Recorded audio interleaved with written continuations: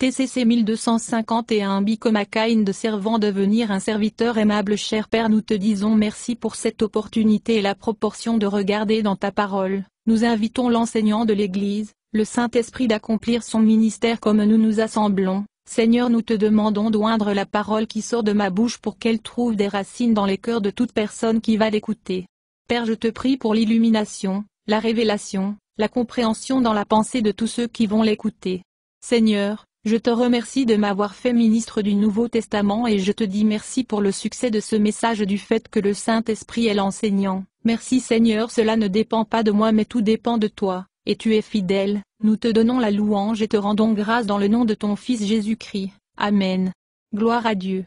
Dieu Tout-Puissant a créé les êtres humains pour qu'ils deviennent ses fils et ses filles saints et justes par la foi en lui.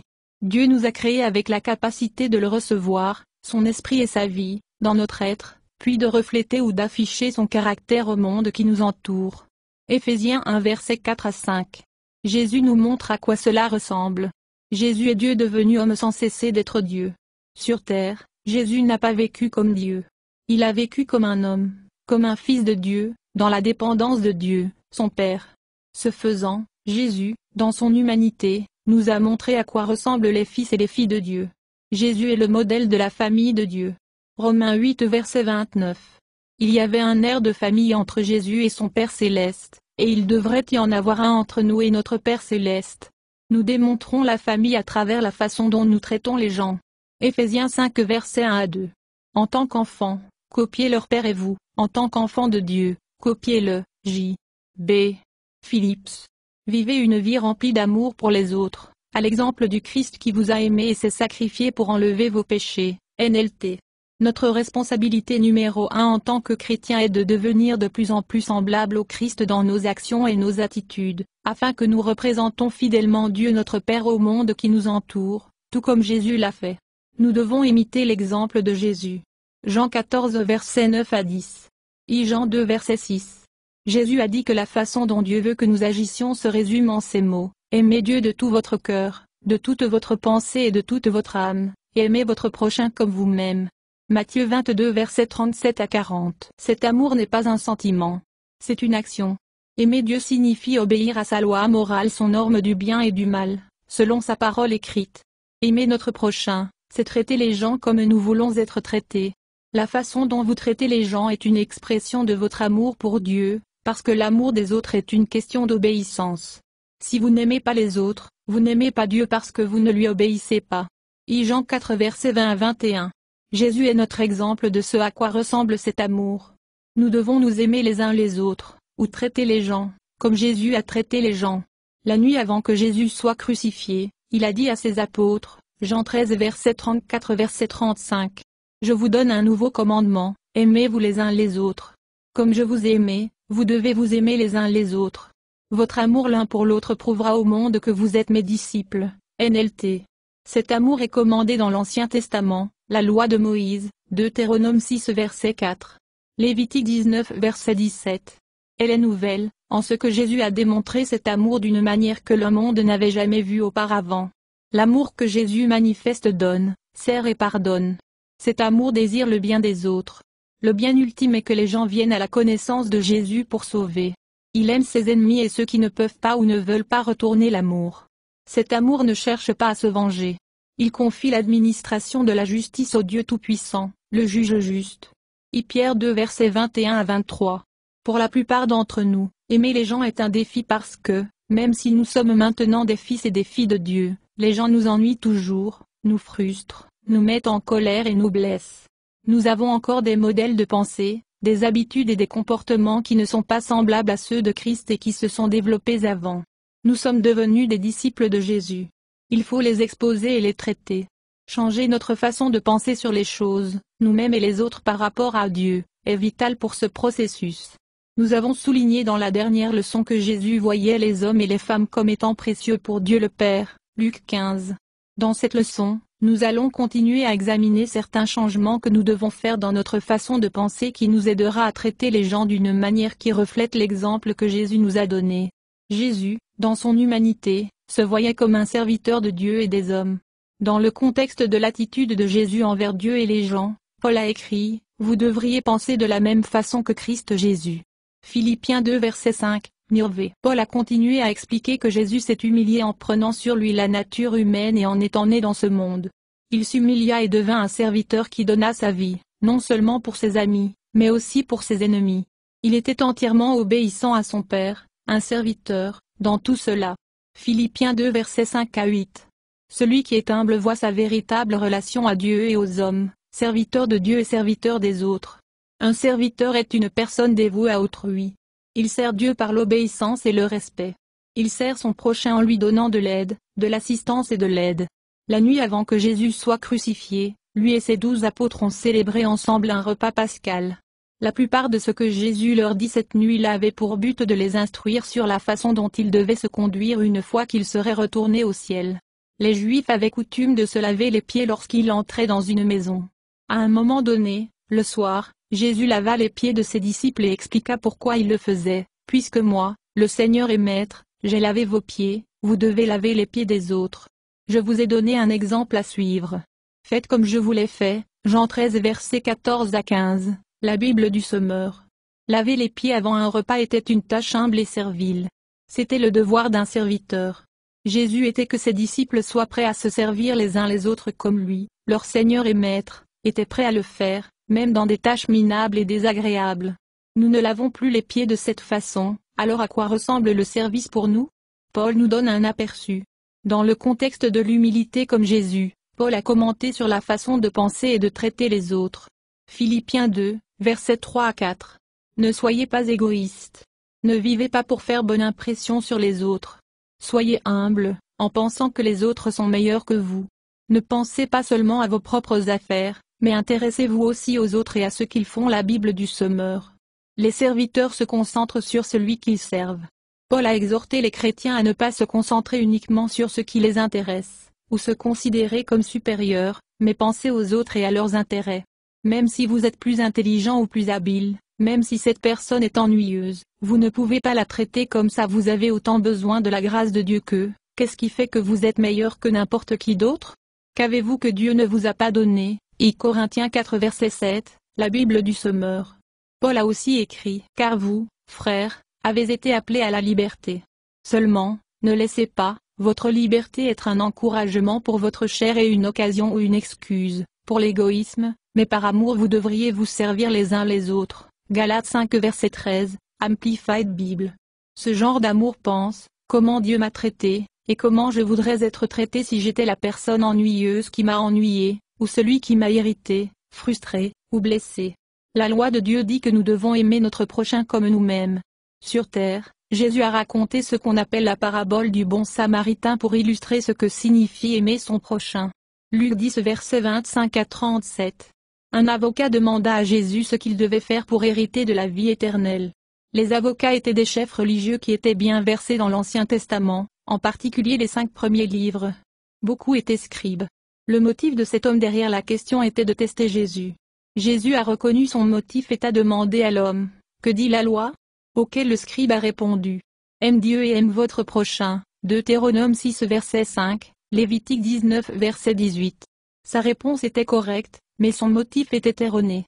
L'avocat voulait justifier son propre traitement des gens. Verset 29, alors il a posé une autre question, « Qui est mon prochain ?» Les chefs religieux ont interprété le mot voisin comme désignant leurs compatriotes juifs, et non des païens, non juifs. Ils enseignaient que la loi disait, « Aime ton prochain et déteste, méprise, ton ennemi, c'est-à-dire tout le monde sauf nous, les Juifs. » Matthieu 5 verset 43. En réponse, Jésus a parlé d'un homme qui était sur la route de Jérusalem à Jéricho quand il a été attaqué par des voleurs qui l'ont battu et l'ont laissé à moitié mort. Un prêtre est passé sans l'aider, et un lévite aussi. Enfin, un samaritain s'est arrêté pour aider le blessé. Notez ces points, ce n'était probablement pas une parabole, mais un événement réel connu de l'avocat. Notez que Jésus a appelé l'homme blessé un certain homme et le samaritain un certain samaritain. Et si c'était simplement une histoire, l'avocat aurait peut-être protesté à juste titre qu'un samaritain n'aiderait jamais un juif. Il y avait une grande hostilité entre les juifs et les samaritains, qui vivaient au nord-ouest de Jérusalem en Samarie. Quand la plupart des juifs ont été expulsés de force de leurs terres par les Assyriens et les empires babyloniens, En 722 avant Jésus-Christ et 586 avant Jésus-Christ, ces empires ont déplacé d'autres groupes de personnes en Israël. Ils se marièrent avec les quelques juifs restants et développèrent un judaïsme hybride. La ville de Jéricho abritait des milliers de prêtres et de lévites, assistants du temple, qu'ils ont souvent parcouru la route de 19 000 jusqu'à Jérusalem pour accomplir leurs tâches dans le temple. L'avocat qui s'est approché de Jésus avec la question initiale aurait su que le prêtre et le lévite avaient de bonnes raisons de ne pas aider l'homme blessé. Ils étaient en chemin, ils servaient Dieu, et auraient été souillés s'ils avaient touché du sang ou un corps mort. En outre, la route entre Jérusalem et Jéricho faisait partie d'une grande route commerciale et était un endroit de choix pour les bandits. Il était dangereux de voyager seul, car l'homme blessé avait fait.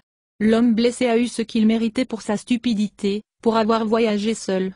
La décision de l'homme d'être seul sur la route n'exonère personne de son devoir de montrer compassion, miséricorde et bonté. Après avoir rapporté l'incident, Jésus demanda à l'avocat qui s'est montré voisin de celui qui est tombé parmi les brigands verset 36, Amplified Bible. Remarquez comment Jésus a formulé la question, non pas qui était un voisin, mais qui agissait en tant que voisin. Nous pensons à un voisin comme quelqu'un qui vit à côté ou dans la rue. Le mot grec voisin traduit signifie celui qui est proche. Dans le Nouveau Testament, le voisin signifiait toute une personne vit à proximité ou passe près de vous. Un voisin est quelqu'un en détresse qui est à portée de main. L'avocat ne pouvait pas se résoudre à dire que c'était le Samaritain qui avait aidé l'homme, alors il répondit que celui qui avait fait preuve de miséricorde était le voisin de l'homme blessé. Jésus a dit à l'avocat d'aller faire la même chose, verset 37, et a appelé ce que le Samaritain avait fait avec compassion, verset 33. La compassion signifie littéralement avoir des entrailles qui aspirent. C'est le chagrin ou la pitié qui est éveillé par la souffrance et le malheur d'un autre. La miséricorde est la manifestation extérieure de compassion ou de pitié. La miséricorde suppose le besoin sur une partie de celui qui le reçoit et des ressources suffisantes pour répondre aux besoins de la part de celui qui le montre. Le bon Samaritain n'avait aucun lien affectif avec l'homme blessé. Mais il a été ému d'agir avec compassion. Il a fait ce qu'il pouvait et est allé de l'avant. Note, il s'est retiré, mais n'a pas renoncé à ses économies ou au reste de sa vie. La compassion est le mouvement pour aider un être humain qui est fait à l'image de Dieu. Si vous vous voyez comme un supérieur qui ne serait jamais si stupide qu'il est difficile d'avoir de la compassion. La compassion regarde les gens et demande « Comment puis-je les servir? Comment puis-je être gentil avec eux ?» La miséricorde et la compassion sont plus que des émotions. Elles sont les traits de Dieu notre Père Dieu, expression de bonté. Vous montrez de la bonté en aidant quelqu'un d'une certaine façon. Notez ce que Jésus a dit. Dans le contexte d'aimer non seulement les gens que nous aimons, mais aussi nos ennemis, Jésus a dit, vous saurez vraiment agir comme des enfants du Très-Haut, car il est bon envers les ingrats et ceux qui sont méchants.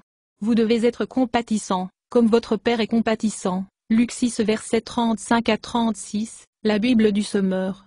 Gentil est d'un mot grec qui signifie littéralement fournir avec ce qui est nécessaire. Lorsqu'il est utilisé au sens figuré, cela signifie être de bonne nature, doux et facile à porter, par opposition à dur, vif ou amer. Ce même mot est utilisé quand Jésus dit que son joug est facile. Matthieu 11 verset 30.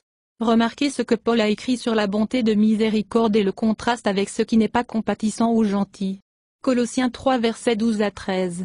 Puisque Dieu vous a choisi pour être le peuple saint qu'il aime, vous devez vous revêtir de miséricorde, de bonté, d'humilité, de douceur et de patience.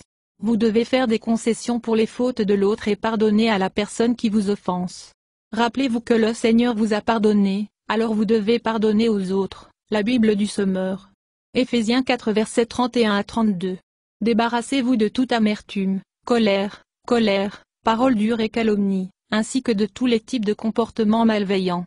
Au lieu de cela, soyez gentils les uns envers les autres, tendres, pardonnant les uns aux autres, tout comme Dieu par le biais du Christ vous a pardonné. La Bible du Sommeur. Nous devons réaliser que nous sommes tous nés avec un penchant vers l'égoïsme qui ne se fait pas automatiquement. Nous allons quand nous devenons fils et filles de Dieu. Nous devons prendre conscience, admettre et exposer cette tendance à l'égoïsme et prendre la décision consciente de nous détourner de ces attitudes et actions. Vous pouvez dire, je ne suis pas égoïste. Je suis une personne gentille qui essaie de faire du bien pour les gens. Mais vous devez comprendre que, bien que l'égoïsme puisse nous motiver à faire le mal, il peut aussi nous motiver à faire le bien. Souvent, nous faisons des choses pour les gens parce que nous voulons l'attention, la rétroaction et les louanges qui viendront à nous, ou parce que nous ne voulons pas ressembler à une mauvaise personne, ou parce que nous nous sentons coupables. Nous devons être tout à fait honnêtes sur notre motivation pour faire le bien. Est-ce parce que nous désirons la personne est bonne par-dessus tout, ou parce qu'il y a quelque chose pour nous? Matthieu 6 versets 1 à 18. Jésus a parlé des gens qui font de bonnes actions, donner l'aumône ou les dons de charité, la prière et le jeûne, pour être vus par les hommes. Paul a écrit que vous pouvez donner tout ce que vous avez aux pauvres et encore ne pas aimer les gens, I Corinthiens 13 verset 3. Puis il a énuméré les caractéristiques du genre d'amour que nous devons exprimer aux autres. L'amour est patient et bon. L'amour n'est pas jaloux ou vaniteux, fier ou grossier. L'amour ne demande son propre chemin. L'amour n'est pas irritable, et il ne garde aucune trace de quand il a été lésé, I Corinthiens 13 versets 4 à 5, la Bible du Sommeur. Aimer avec docilité et patience supporte les mauvais traitements des autres. L'amour est bon, doux, bienveillant, pénétrant et pénétrant toute la nature, adoucissant tout ce qui aurait été dur et austère. Stern, I Corinthiens 13 versets 4 à 5, Voest. Il faut commencer à penser à la façon dont nous traitons les autres. Traitez-vous les autres comme vous voulez être traités? Traitez-vous les autres comme Dieu vous a traité?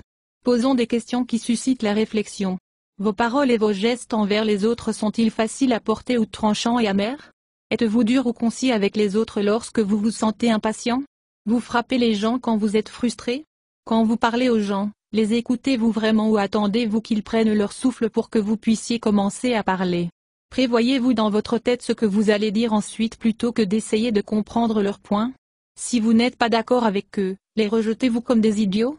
Cherchez-vous des moyens de corriger-les? Est-ce que vous coupez des gens parce que vous pensez savoir ce qu'ils vont dire? Vous posez-vous des questions sur les gens et leurs intérêts ou êtes-vous seulement préoccupé par ce dont vous voulez parler? Faites-vous attention à la quantité de paroles que vous prononcez? Dominez-vous les conversations? Quand les gens sont dans le pétrin parce qu'ils ont fait quelque chose que vous croyez stupide, êtes-vous heureux de voir qu'ils en subissent les conséquences? Rien de tout cela ne signifie que vous devez vous mettre en danger ou être maltraité à plusieurs reprises. Joseph a mis ses frères à l'épreuve pour voir si leur caractère avait changé. Genèse 42 à Genèse 45.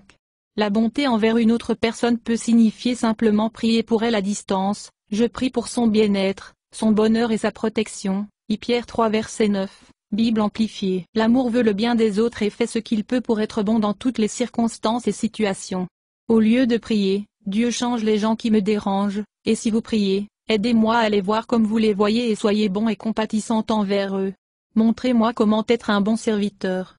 Souvenez-vous toujours que Dieu est en vous par son esprit pour vous aider à traiter les gens comme le Christ lorsque vous choisissez de faire un effort pour changer. Comment se comporte un bon serviteur?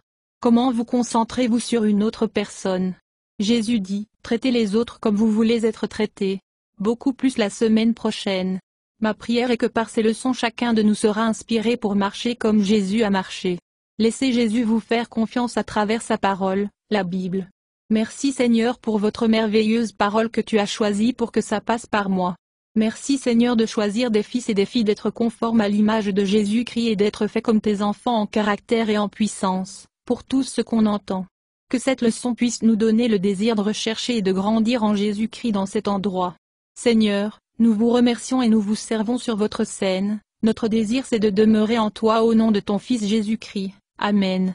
Louez le Seigneur, louez le Seigneur.